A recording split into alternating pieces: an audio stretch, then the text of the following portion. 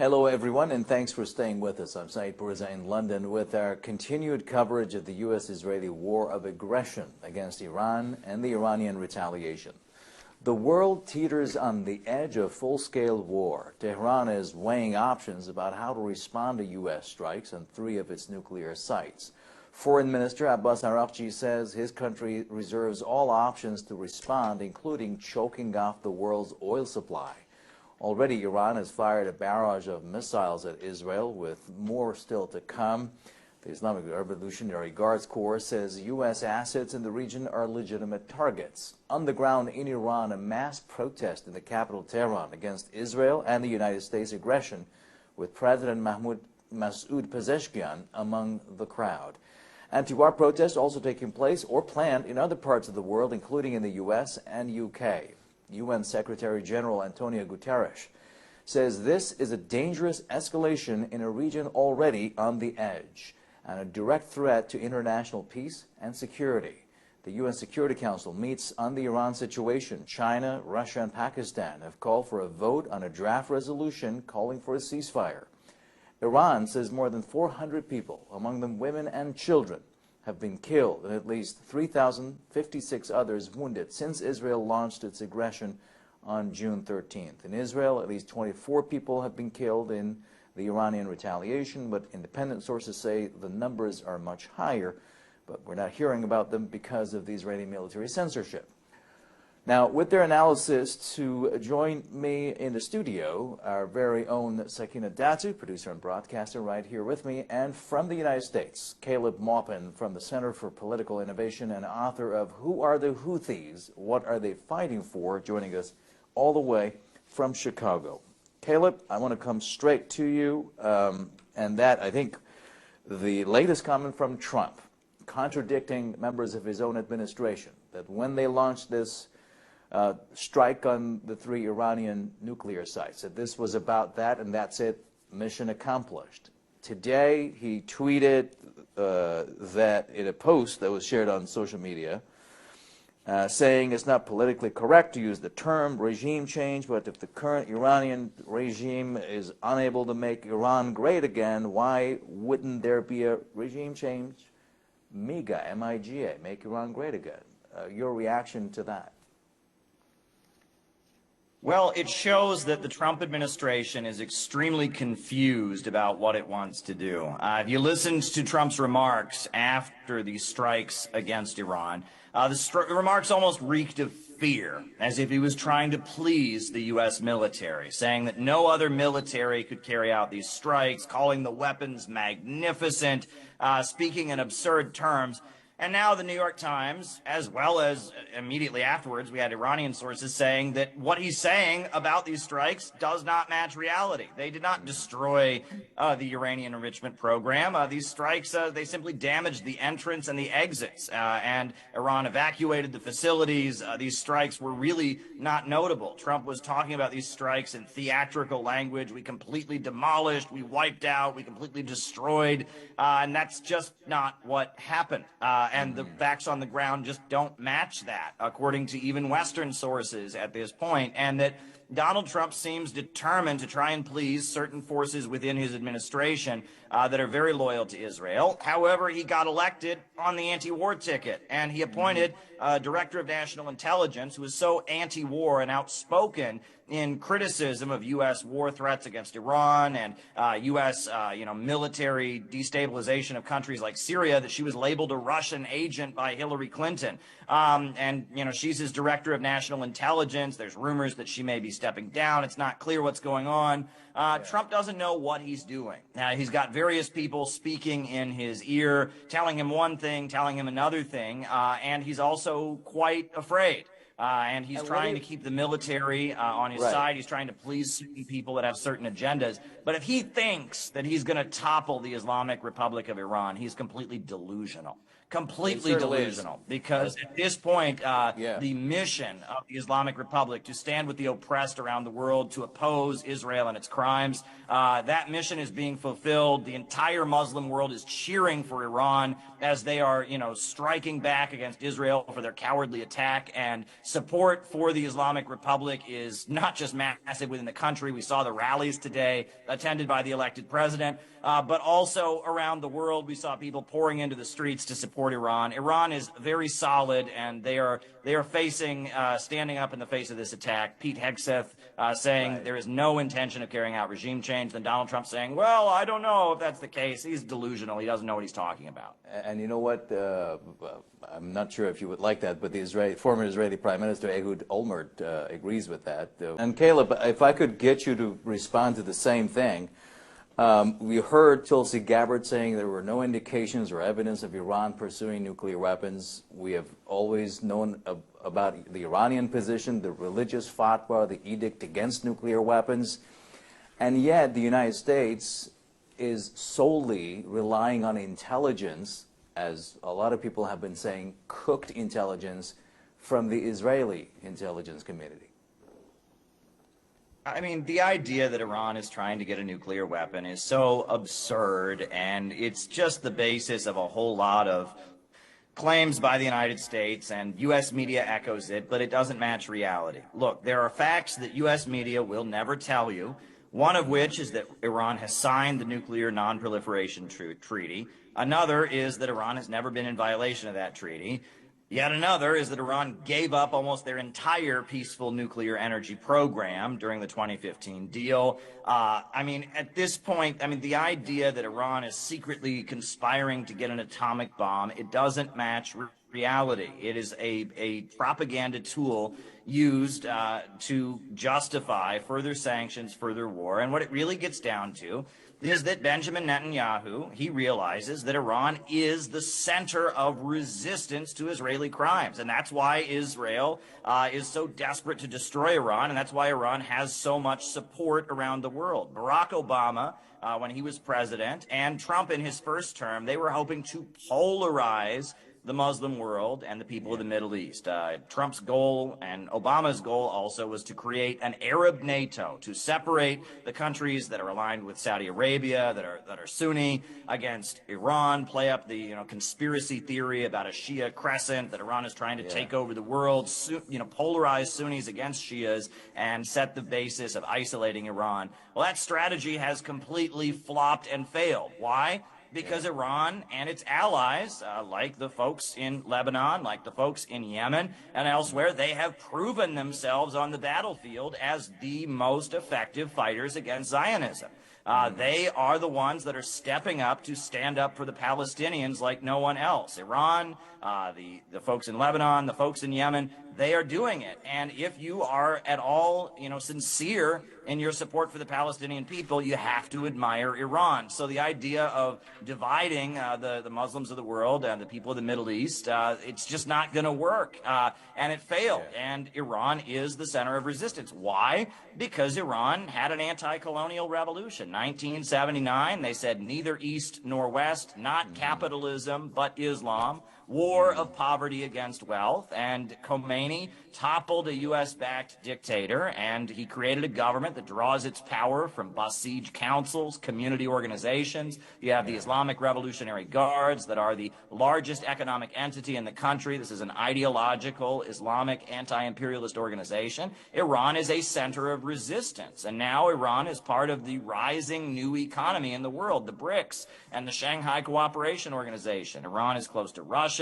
Iran is close to China. Iran is very close to Venezuela, very close to Nicaragua, and very close to the rising independent countries of West Africa. Iran is part of the new world, and because of that, it is able to resist Israel in ways that other countries aren't able to. And at this point, Iran, that's why they want to destroy Iran. That's really the issue here. They see Iran as a threat to the global order that created Israel. Israel was created as a colonial project of British bankers, right? They wanted to create a settler state. You know, we know about the Balfour Declaration and all of that. Britain is an outpost of the dying economic order that is dominating the world. Globalism, imperialism, Atlanticism, whatever you want to call it, that economic system that is failing and facing a wave of opposition, that economic system is what Israel is an outpost of. And the people of the world, the formerly colonized people of the world, don't want that system anymore. They want to build, they want to construct, and Iran is at the center of resistance to that system.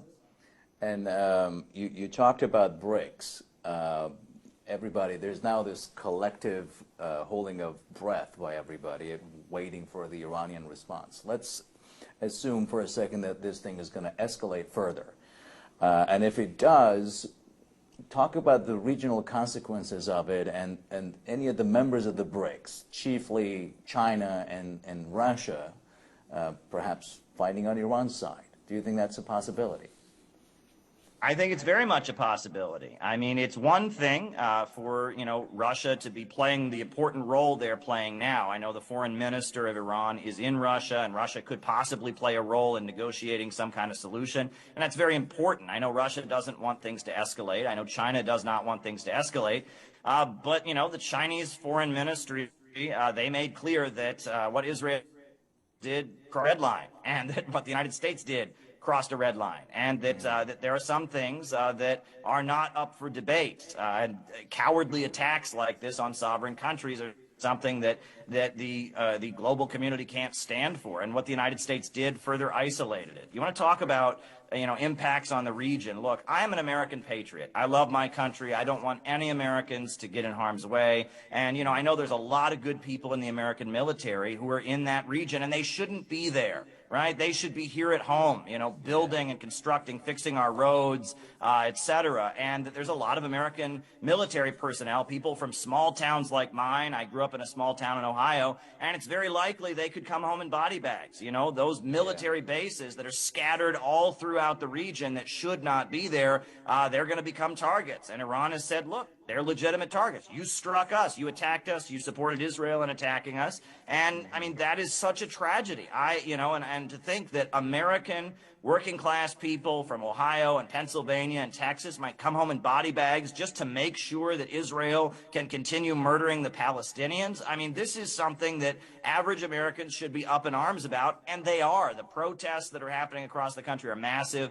Within Trump's camp, there is huge opposition. Trump attacked Thomas Massie, the congressman from Kentucky who opposed his move. He attacked him, and all the MAGA supporters of Trump are rallying in support of Thomas Massie and saying, no, he's a good guy. He's part of the Make America Great Again movement. America first does not mean Israel first. And it's on the left. There's widespread opposition. And the people that marched in support of the Palestinians are now marching and waving Iranian flags. I'm here in Chicago. I was in the streets yesterday with, all kinds of groups, and there was hundreds and hundreds of people in the streets supporting Iran here in the streets of Chicago, thousands and thousands in New York City and all over the country. The American people don't want this war. They know that this isn't to help them. This is to help an international financial order. This is to help a foreign power, Israel. I worry about how this could escalate. I know that there are U.S. military people all over the Middle East region who shouldn't be there. Correct. And I worry about what could happen. I mean, as an American who loves my country, I love my country, but I don't love the system that it's tied itself into, this British Empire economic system that we've taught. Right. The Iranians have said that all options are on the table, so we'll see how things will pan out from here. The Islamic Revolutionary Guards Corps commander, Mohammad Pakpour, speaking earlier. Still with me here in the studio, Sakina Datu, broadcaster, journalist, and Caleb Moffin from the Center for Political Innovation and author of Who Are the Houthis? What Are They Fighting For? Joining us from Chicago in the States. Thank you for sticking around, everybody. Caleb, I wonder if you were watching, but I'm going to pick up on two things that the commander said earlier, which was, number one, the Iranian retaliation has stripped the Israelis or the Israeli regime of peace or peace of mind, and also he praised Iranians for maintaining unity in their social cohesion. And one more thing, the fact that despite the surprise sneak Israeli attack on Iran, the Iranian military was really quick to replace those commanders who were dastardly, in a dastardly fashion, assassinated by the Israeli military with other commanders to quickly regroup and to prepare their retaliation that is ongoing as we speak. Well, you know, it's interesting. In American political discourse, we talk about the rally round the flag effect. That while a leader might be unpopular, you know, George W. Bush was not really popular, but then 9/11 happened, and then you had the rally round the flag effect, that George W. Bush became very popular because we felt our country was under attack, so we rallied around him. And what we're seeing in Iran is that, you know, there may be differences politically or whatever, but in response to a brutal, cowardly attack from Israel and then another brutal, cowardly attack from the United States, the people are rallying around their country and around their revolution and around their principles. And that's why the talk of regime change in Iran is complete delusion. Look, it's really interesting, you know, when you read some of what was written. I read a piece that was written by Mike Pompeo, who was Donald Trump's Secretary of State in his first term, about Iran. He wrote it for Foreign Affairs magazine. And he was comparing Iran to the Soviet Union.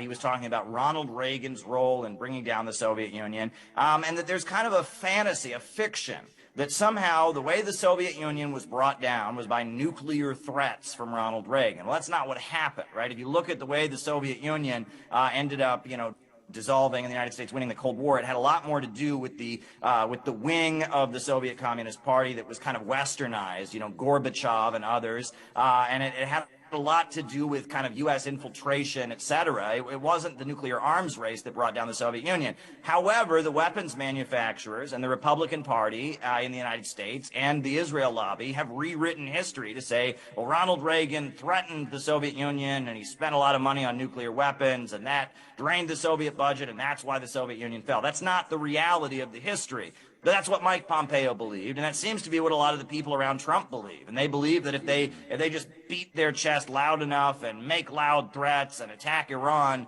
that'll cause Iran to have to spend a lot of money on the military, and then they'll just come down. That's not the reality of the situation. If anything, the people of Iran are going to understand why their country is so important. They're going to understand why people all over the world are marching in the streets at this very moment with the flag of their country, the flag that comes out of their revolution, and why people all over the world are watching those strikes that hit Israel and applauding to see that Israel, that has been bombarding the Palestinians, is now facing some retaliation, and there's going to be much more support for the Islamic Republic, and there's going to be much more commitment to the Islamic Republic's goals. But they have this fiction about the history of the Soviet Union. Iran is not the Soviet Union. Very different countries, very different history, very different ideology. I mean, it's all delusion, right? There's a fantasy land that these think tanks, the American Enterprise Institute and the Center for American Progress, and, you know, there's all kinds of money pumped into foundations that tell American politicians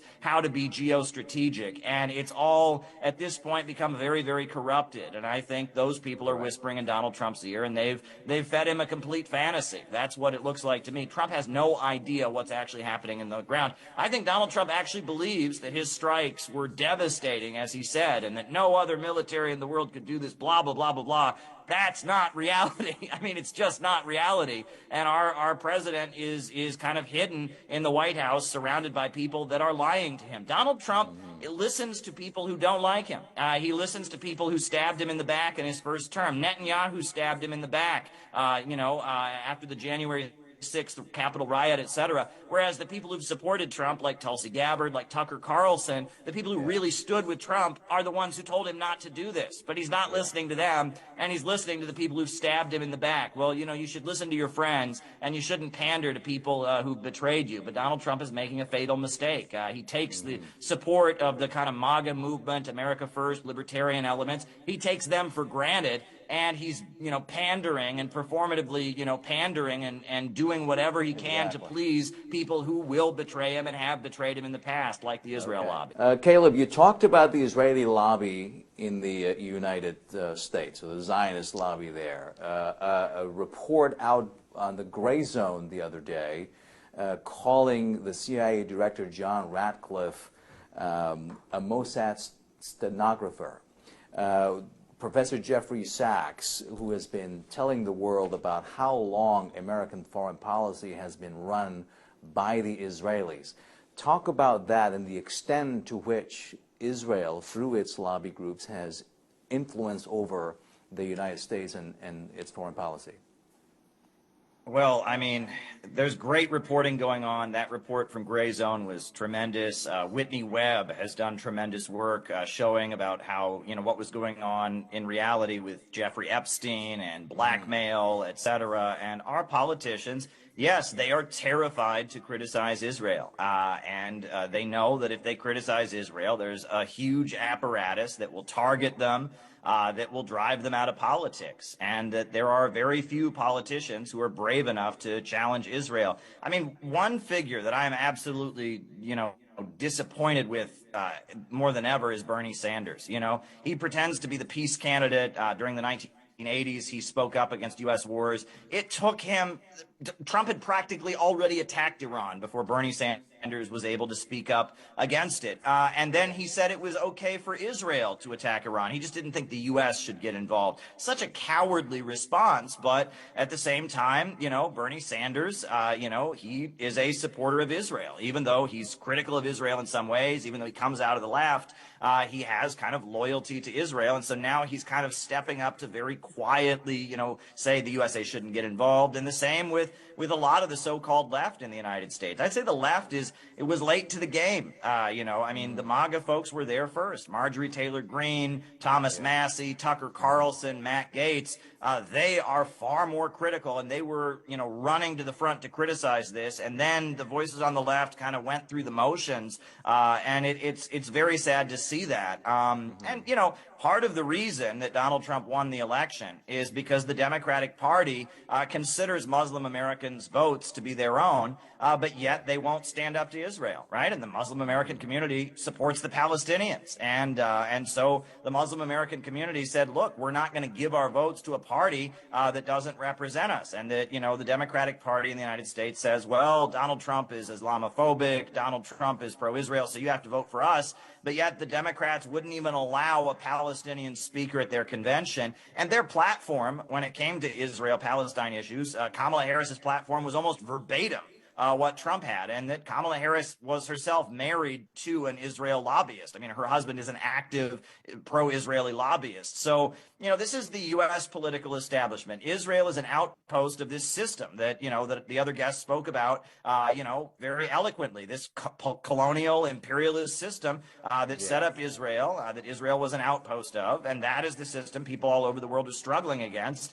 And when it really gets down to it, it's not going to come easy. But if we want America to have a future, we're going to have to struggle against that system too. The only way that America has a future is to restructure our economy to be based on growth, to be based on actually raising up productive forces and not derivative rip-off schemes, and certainly not Malthusian schemes to drive down the population and enrich bankers. We need an economy in the United States that serves the people of the United States, and that means standing up to the very forces that have seized control of our politics, that set up Israel in the first place, and support it. Israel is an outpost of the British Empire, of the Western imperialist financial order centered around Wall Street in London, and the people all over the world are rejecting it. And that's why they're cheering for Iran, because Iran is on the battlefield opposing that system. When I was in Iran, I was there for some conferences in 2014 and 2015. I met people from Nigeria who had studied. They'd gotten on planes and gone all the way to Iran to study at Islamic seminaries in Iran. I met people from Asia, different parts of Asia. I met people from South America. Iran, because of its revolution and because of its history, is a bastion of anti-colonialism and anti-imperialism. Now, it's not Marxist. It's more Islamic and Shia revolutionary, but they're still here, and most of the Marxist countries are no longer in existence. And Iran has a lot to teach the world about opposing imperialism, and they do it in the name of Shia Islam, and they stand with the oppressed, which is one of their principles, looking to the imams who stood with the oppressed. Exactly, and that's why people are arguing that Iran is paying the price. We just have like 2 minutes left. I'm going to get a quick thought from Caleb, and very quick, Caleb, and that is, if things were to de-escalate, how would that happen? Where should we start? Well, the role of Russia is very important. Russia has the ability to negotiate with the United States and with Iran and to facilitate that. And I think we can all hope that cooler heads prevail and this doesn't spin into World War III. I know about the foreign minister being in Moscow, and I hope that Russia can play an important role. We need de-escalation. I think that's something that the whole world can agree on at this point. This should not spin out of control into World War III. Okay, thank you both. Second Adatu here in the studio with me, and Caleb Moffin from the Center for the Political Innovation and author of Who Are the Houthis? What Are They Fighting For? All the way in Chicago. Many thanks to both of you.